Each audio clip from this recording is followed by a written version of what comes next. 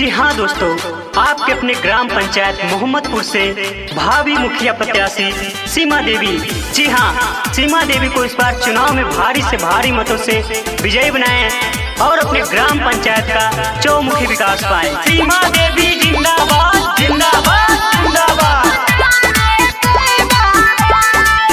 गाँव की विकास करिए हो, घर सबके पास करिए हो, बात कौनो खास करिए हो, काम तो झकास करिए हो।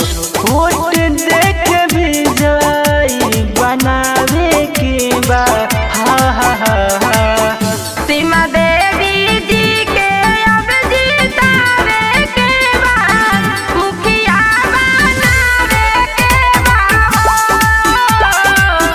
सीमा देवी जी के अब जितावे के बाद मुखिया बनावे के बाद।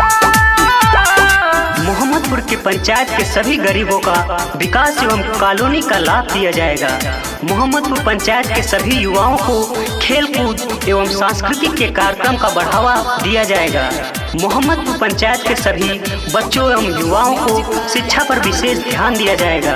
मोहम्मदपुर पंचायत को सभी ग्रामीण जनता को मान सम्मान दिया जाएगा एवं सभी ग्रामीण जनता को इज्जत किया जाएगा। होई पंचायत में भी कसवाला कमावा हो, गरीब भाई दुखिया पर दीहे ध्यानवा हो। सीमा देवी जिंदाबाद जिंदाबाद जिंदाबाद। अब किने चेहरा लियावे के बा, विजयी बनावे के बा हो। दुखवन गरीबवन के साथ देके हक दिलवावे के बा हो। मोहम्मदपुर पंचायत से जितावे के बाबू हा हा हा हा। सीमा देवी जी के अब जितावे के बाद मुखिया बनावे के बाद। सीमा देवी जी के अब जितावे के बाद मुखिया बनावे के बाद।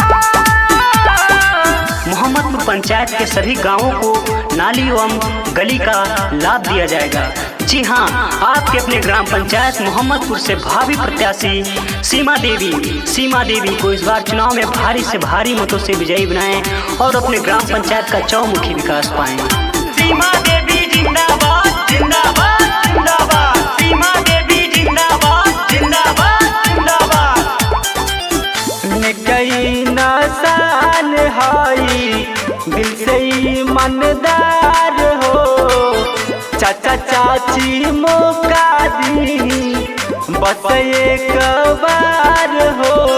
सीमा देवी जिंदाबाद जिंदाबाद जिंदाबाद। गाँव गाँव में पानी के व्यवस्था होई, नाला नाली साफ और रास्ता होई हो।